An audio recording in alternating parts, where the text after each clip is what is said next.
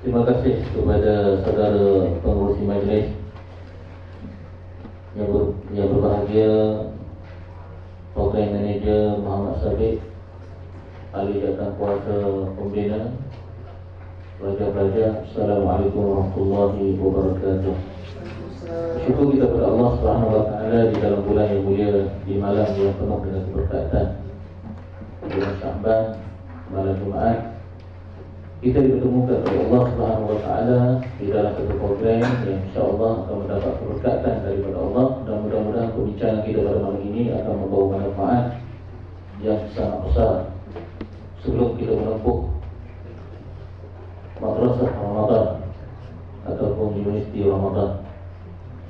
Daripada universiti inilah akan lahir manusia dan insan yang beriman, yang bertakwa kepada Allah.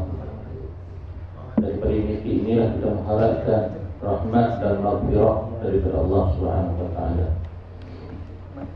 Sebelum daripada itu, sama-sama kita merenung sepotong ayat Al-Quran surah An-Nahl ayat yang ke-30. A'udzu billahi minasyaitonir rajim. Wa qila lil ladzina taqaw madza anzala rabbukum. Maka dikatakan, ditanya kepada orang-orang yang bertakwa, apakah yang telah Allah turunkan kepada kamu? Malaikat pernah tanya kepada orang-orang yang bertakwa, apakah yang telah Allah berikan kepada kamu? Qalu khaira. Maka orang yang beriman, orang yang bertakwa akan menjawab, semua yang Allah bagi kepada kita ini adalah kebaikan. Sama ada yang fardu atau yang sunnah, semuanya adalah untuk membawa kebaikan. Tidak ada benda yang menyusahkan, tidak ada benda yang dianggap sebagai tidak kebaikan. Maka Allah Subhanahu wa taala berfirman, lil ladzina ahsanu fi hadhihi dunya hasanah. Semua kebaikan yang Allah Subhanahu wa taala perintahkan kepada kita itu akan membawa kebaikan kepada kita di dunia.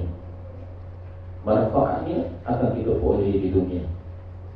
Baik ibadat puasa, ibadat sembahyang, ibadat-ibadat yang sunat, kalau kita lakukan, dia akan membawa kebaikan kita di dunia. Waladarul akhirati khairun. Tetapi ingatlah, balasan di negeri akhirat itu lebih kekal. Dunia kita mendapat manfaat, akhirat amalannya akan berkekalan. Wala ni'mat darul muttaqin. Dan itulah sebaik-baik negeri bagi orang-orang yang bertakwa. Pelajar-pelajar dirahmati Allah Subhanahu wa taala.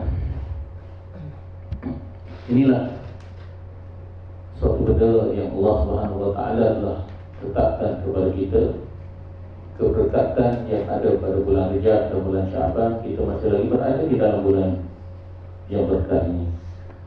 Walaupun bulan Rejab telah pun berlalu, tetapi bulan Syaban masih lagi membawa keberkatan kepada kita, dan kita masih lagi berpeluang untuk mencari keberkatan dan kebaikan yang telah dijanjikan oleh Allah kepada kita. Peluang untuk kita mengejar kebaikan di dalam bulan Syaban ini lebih kurang 13 hari lagi, ataupun lebih kurang 10 hari lagi lah. Tolak hari Syab 29, 30 masih terbuka luas. Sebab itulah baginda sallallahu alaihi wasallam bermula daripada awal bulan Rejab. Baginda sallallahu alaihi wasallam membaca doa ini, Allahumma barik lana fi Rejab. Ya Allah, berkatilah kami pada bulan Rejab. Bila masuk bulan Syaban, Rasulullah terus ambil doanya, Allahumma barik lana fi Rejab wa Syaban. Ya Allah, berkatilah kami pada bulan Rejab dan bulan Syaban. Wa balighna Ramadan, dan sampaikanlah usia kami sehingga bertemu dengan Ramadan. Pelajar-pelajar, apakah keberkatan yang Rasulullah minta dalam bulan Rejab, dalam bulan Syaban yang baki lebih kurang 14 hari lagi ini, 15 hari lagi? Keberkatan amal ibadat kita, keberkatan umur kita, keberkatan rezeki ilmu yang kita belajar. Itulah keberkatan yang perlu kita kejar dan kita cari dalam hidup kita. Jadi tidak akan datang melainkan dengan kita berusaha. Dan doa itu adalah salah satu daripada bentuk usaha.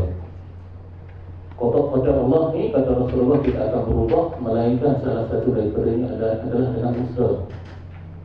Dan yang keduanya adalah melalui doa. Jadi doa itu adalah sebahagian daripada ikhtiar kita. Rasulullah memohon keberkatan di dalam bulan Rajab dan bulan Syaban, dan Rasulullah mengharapkan supaya dipanjangkan usia hingga bertemu dengan Ramadan, sebab dia merupakan amal kebaikan yang amat hebat. Seolah-olah Nabi SAW berdoa kepada Allah, ya Allah, kalau nak mati pun janganlah mati sekarang, biarlah mati selepas daripada Ramadan. Ditakdirkan kita mati sebelum daripada Ramadan amat rugi. Maka Nabi berdoa, ya Allah, kalau nak mati pun biarlah akhir Ramadan, sebab Ramadan ini adalah kebaikan kepada pemuncak segala kebaikan dan bulan-bulan.